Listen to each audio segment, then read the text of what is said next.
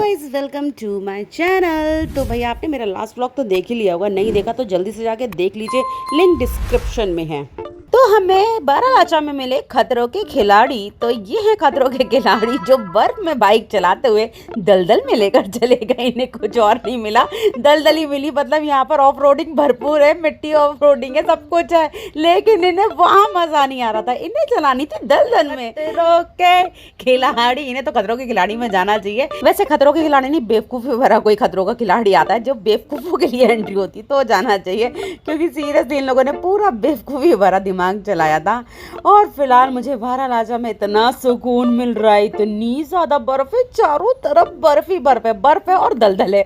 दो ही चीजें दिखाई दे रही है मुझे, और कुछ नहीं दिखाई दे रहा है यहाँ पर। और जो रोड है उसमें भी भरपूर मस्त तरीके से पानी है। हाँ, कौन महान था?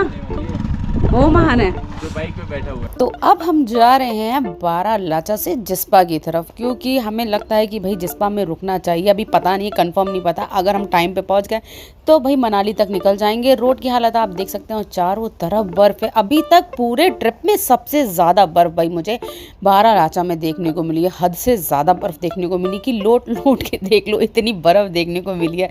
अभी तक कहीं पर भी हम कितनी भी हाइट पे गए तो ज़रा सा पैच मिल रहा था बर्फ़ का, इतनी बर्फ़ कहीं भी नहीं दिखी।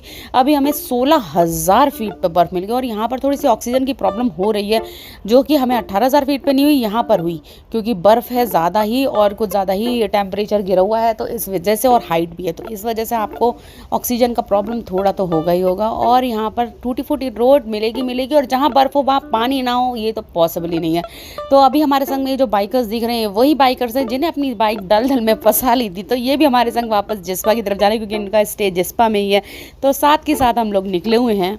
तो भाई इस ऑफ रोडिंग को जूझते हुए हम जा रहे हैं जिस्पा की तरफ। जैसा कि आपको बताया था, ये ऑफ रोडिंग अभी पता नहीं भाई कितनी तक और कितनी दूर तक मिलने वाली है। आगे हमें अच्छी रोड मिलने वाली भी कि नहीं मिलने वाली है नहीं पता, लेकिन कहाँ तक मिलने वाली कहाँ तक नहीं, ये सारी रोड की डिटेल्स में इसी व्लॉग में सबसे एंड में आपको देने वाली हूँ। तो मुझे भी नहीं पता कि कहाँ मिलेगी। अभी बर्फ़ को करती हूँ टाटा बाय बाय, और आगे मिलती हूँ, मैं दिखाती हूँ आपको कोई नया मंजर। और हमको मिला ये ब्यूटीफुल सा व्यू, कितना प्यारा लग रहा है। बर्फ़ के पहाड़ और बीच में नदी, मतलब देखने में इतना ही प्यारा लग रहा था कि मैं आपको बता नहीं सकती। तो मैंने सोचा भाई कैप्चर करके आपको दिखा तो सकती हूँ ना, तो इसलिए भाई मैंने कैप्चर कर लिया ये मोमेंट आपको दिखाने के लिए। यहाँ आइए, बहुत ही प्यारा व्यू, बहुत ही प्यारी जगह है ये। लेकिन बस एक चीज़ है, थोड़ा सा केयरफुल रहिएगा। यहाँ पर बाइक्स वगैरह काफ़ी ज़्यादा फंसती हैं, तो ही अगर आपकी किस्मत अच्छी हुई तो लोग निकालने वाले आ सकते हैं। और ये है लव लॉक। तो भाई आप अगर अपने लव के संग आए तो अपना लॉक करके बिल्कुल जाएं।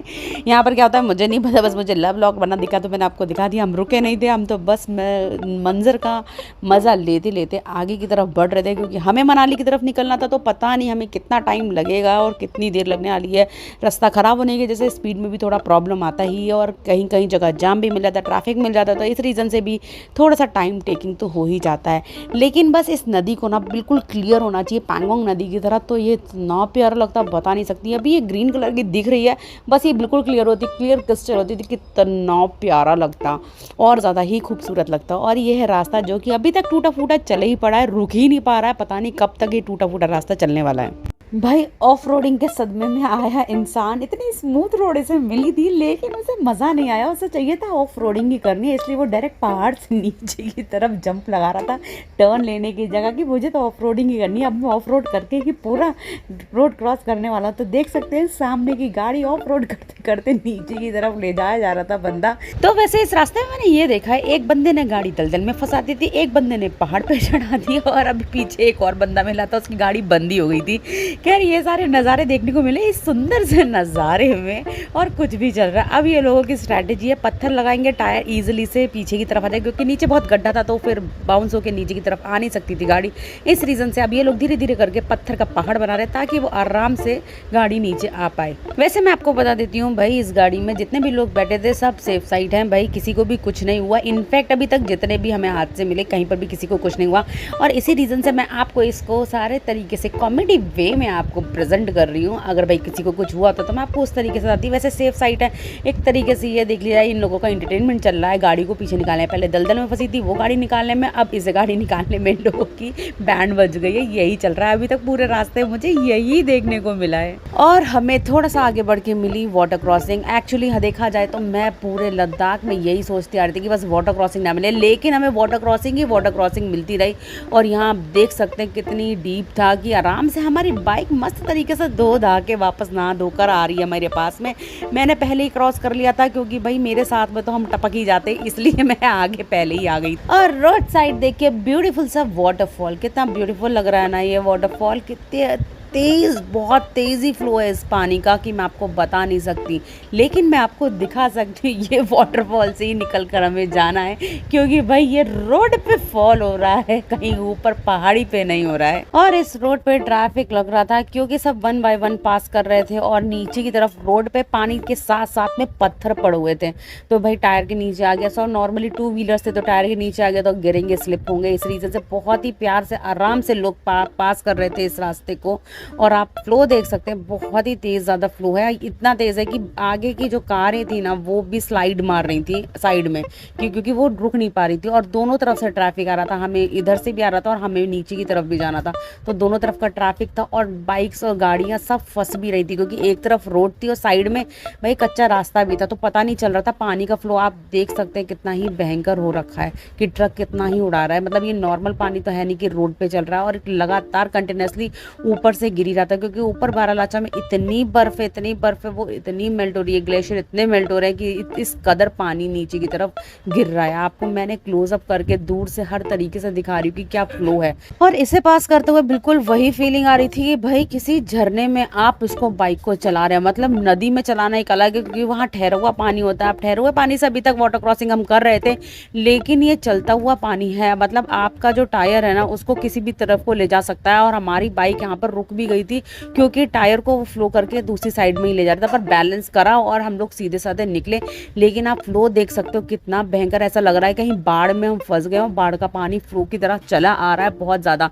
मुझे तो वही फीलिंग आ रही थी।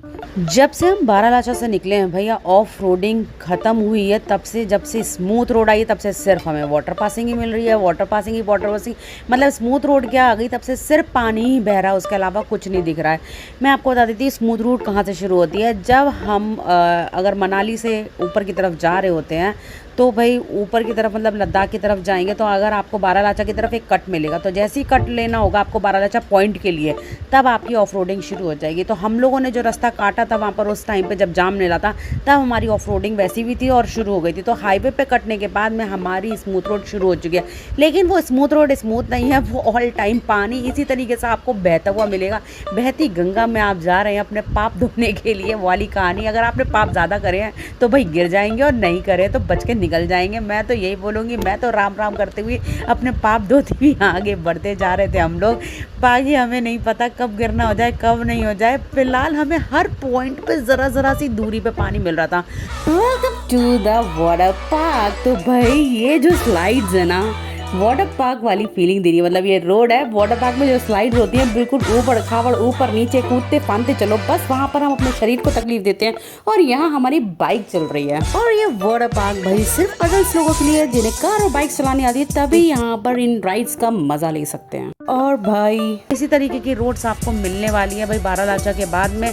कहाँ तक मिलने वाली है मुझे नहीं पता, लेकिन अभी जिंगजिंग बार भी क्रॉस हो गया, लेकिन अभी तक भाई ये पानी नहीं खत्म हुआ। रोड ठीक चल रही है अभी तक, लेकिन यहाँ पर मैं पानी वाटरफॉल देखने के लिए पहले मैं तरस गई थी कि वाटरफॉल नहीं मिल रहा है, लेकिन अब तो रोड्स भी वाटरफॉल हो रहा है, जगह जगह वाटरफॉल मिल रहा है। पहले ट्रैकिंग कर करके मुझे वाटरफॉल ढूंढने जाना पड़ता है क्योंकि मुझे वाटर से इतना प्यार है और वाटरफॉल से तो बहुत ही ज़्यादा। लेकिन आप भी देख सकते हैं सामने वाटरफॉल ही वाटरफॉल नज़र आ रहा है। मुझे अब कुछ नज़र नहीं आ रहा जब से मैंने बारालाचा क्रॉस करा। इसलिए मेरे को अब समझ में आया कि जो लोग लद्दाख जाते हैं वो लोग वाटर क्रॉसिंग की प्रैक्टिस स्टार्टिंग से करते जाते हैं।